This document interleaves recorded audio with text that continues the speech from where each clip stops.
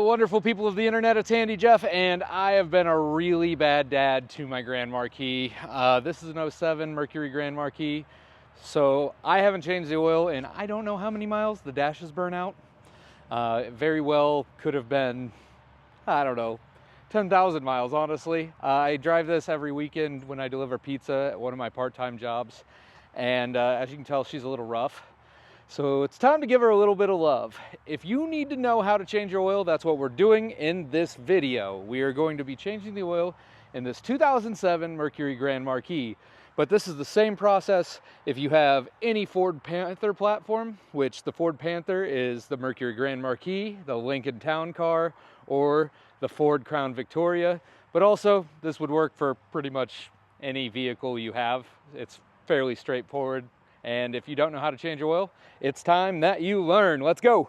Okay, let's go over the tools that you are going to need. You're going to need either ramps or a jack and jack stands. You're going to need oil.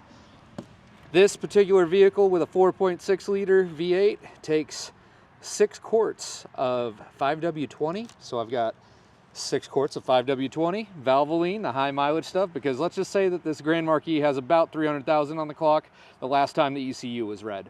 We're going to need a funnel. We're going to need an oil filter. This is the oil filter for this particular motor. And then we're going to need a ratchet. And I believe, if my memory serves correctly, a 16 millimeter. So let's get to it. Spoiler alert, my memory's bad. This was a 5/8 socket that I used to take the drain plug off. Hey guys, also, you're going to need a place to put oil. So this is my oil catch can. If you need one of these, then please grab it from the link in the description. It helps out the channel. It's an Amazon affiliates link and it doesn't cost you anything extra, but man, it really helps the channel out. Thank you so much. The first step is we are going to place our ramps underneath our car and drive our car up on the ramps.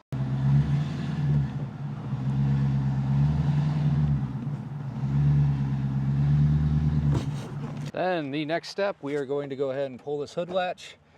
If you are a heathen like me and you don't have a hood latch that works, just make sure it's pulled out. Then we're going to come around and open our hood using the nice finger method here. And if that doesn't work, we're going to pull out the keychain. Ah, there we go. That's what I'm talking about. Now, let's go ahead and open up our hood. My struts are broken as well, so I'm gonna go find a stick to help hold this bad boy up here in a second. However, first step is we're gonna open up our oil filler lid. This allows the engine to breathe. We take that off so that when we undo our oil drain plug, this allows our motor to breathe, although I'm not entirely sure that our motor even needs that help. I bet it's got leaks everywhere. So we're gonna throw our oil drain, our oil catch pan underneath here, and we're gonna crawl underneath the car. As you can see here, we have an oil drain plug right here. Let me bring you over where you can see what's going on. All right, so with the oil drain plug right there, we're gonna take our catch can and set it right below it. We're gonna sneak in here. We're gonna break this nut loose. Ooh, was I wrong? I think I was wrong. I think this is actually a 15. Sheesh. All right, so my memory was wrong. I need a 5/8 inch. Ford hadn't went metric yet, and that's great news because I have a 5/8 socket. So what we're going to do is we're just going to go ahead, and what we do is loosen this bad boy up, get our oil catch can into place, because we're going to try to get it to catch some oil. Then once we get really close to where this is just going to pop right off, we're going to remove the socket and twist it out the rest of the way by hand. All right, ready, set, are we going to catch the oil? Boom, look at that. And look how black that oil is. Jeepers creepers. But hey, that makes sense. If you haven't changed your oil in so long, it's definitely going to be dark. I hate to say it, but it's probably going to run better after I change the oil on this bad boy. So while we wait for the oil to drain out on that, our next attempt or next task is to get this oil filter off.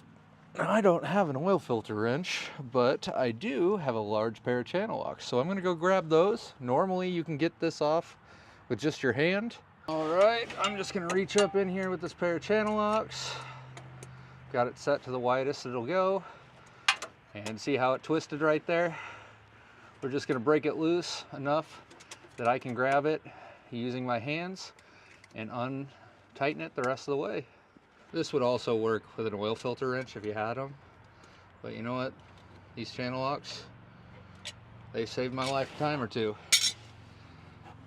All right, we're gonna go ahead and twist this bad boy off and bring our catch can over to where it will grab the oil that is in this filter.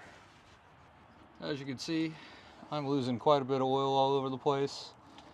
If you care about keeping your engine clean, unfortunately there's nothing you can do right here. But this to me is just rust protectant, because this little guy, it's pretty rusty. Well, as you can see, we're still leaking a little bit of oil. That's okay. Luckily, we'll just clean this all up when it's said and done. But we're gonna go grab the new oil filter and get one of those small quarts of oil. All right, I went and put gloves on because somebody on the internet's gonna yell at me. So we're just gonna take this can of new oil, and as you can see here, we've got a gasket. We're gonna dip our finger down in here, make sure you get some oil on it. And wow, this container's big enough, I just couldn't get any oil. Then we're gonna just lube this ring up using that new oil. Then before you crawl back under, put your lid back on, so that way you don't accidentally spill this when you're crawling underneath. Got a towel, we're gonna throw that under there. Now we crawl back underneath and screw this oil filter in.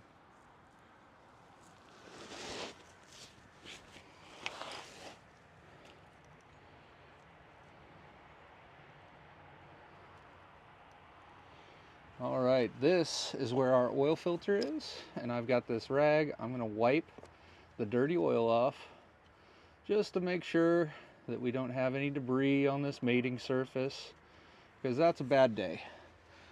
Then we sneak our oil filter back up in here, and we go ahead and tighten it and screw it on.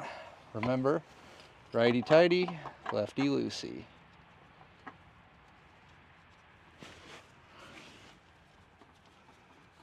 You want to make sure it's not going across thread either. And tighten this all the way down. And once it starts getting tight, I like to turn it at least a quarter turn more. We want it good and tight. So right there is a quarter turn. Well, we can't put oil in yet because we would have it dripping straight out the motor, and we don't want that to happen. So what I'm doing here is I'm taking my cloth and I'm just wiping off around my oil drain plug. And you know what, there is a little bit of oil still left in it, but you know what, this car could use as much oil as it can get. So I'm going to go ahead and just screw this back on.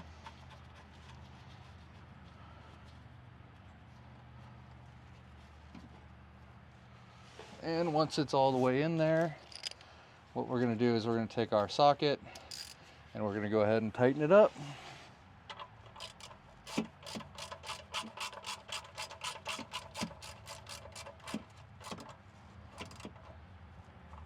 And you want this pretty tight because you don't want this to back out and allow oil to drain out while you're driving down the road.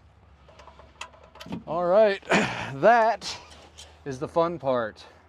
We are all finished with the work underneath the car. Yes, I lost my hat. It's fine. Everything's fine. We're gonna go ahead and get out from underneath the car, and we're gonna pull our oil catch can with us. Remember when I said screw your lid on? That's why.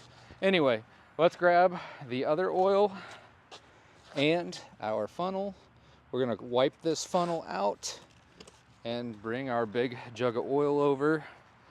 I'm gonna set you guys down right here. All right, I'm wiping my funnel out. I just wanna make sure that it's clean. We don't want any of the debris or anything. You know, if this has been sitting in your garage for a while, it's gonna need to be wiped out. So we're gonna put this into the oil fill area. And now we just go ahead and dump 6 quarts of oil back into the motor of this thing.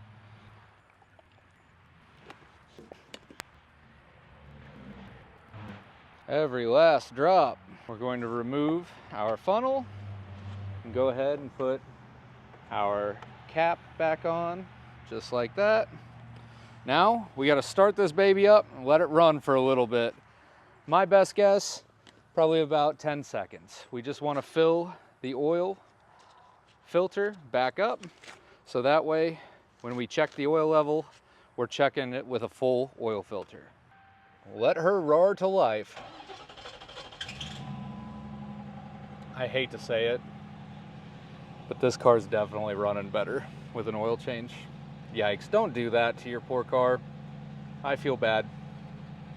I really do, because this car, I've had it for over 5 years and it's been really good to me for $1,000. So what we're doing right now is we're letting this oil cycle through, and essentially that's filling that oil filter we put on, and then we're gonna be able to check the oil level. This is a good chance while it's running to jump underneath and make sure there's no oil leaks. So let's do that.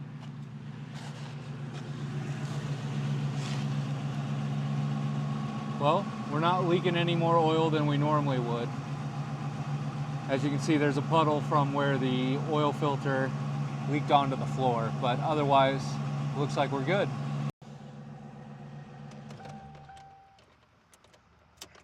All right, we shut her off. Let's go check the oil level. Okay, so on this car, the oil checker is down in there. We're gonna pull it out and wipe it off one time first. You can clearly see where it will say full or empty. So look at the hashes. You want it between the dots. So now we just feed it back into that tube and pull her on out. And hey, would you look at that? It's right there in the middle where it should be. And what do you know? That is an oil change. It's good to go for another 10,000 miles. Not really. Change your oil every 3,000 miles, guys. I really can't see how many miles are on this thing because the dash is burnt out, and I just drive it to deliver pizza. So if you care about your car, change your oil every 3,000 miles. This has been Handy Jeff. Thank you so much for watching, and I will see you in another video. Also, if you like and subscribe, aliens will quit abducting people.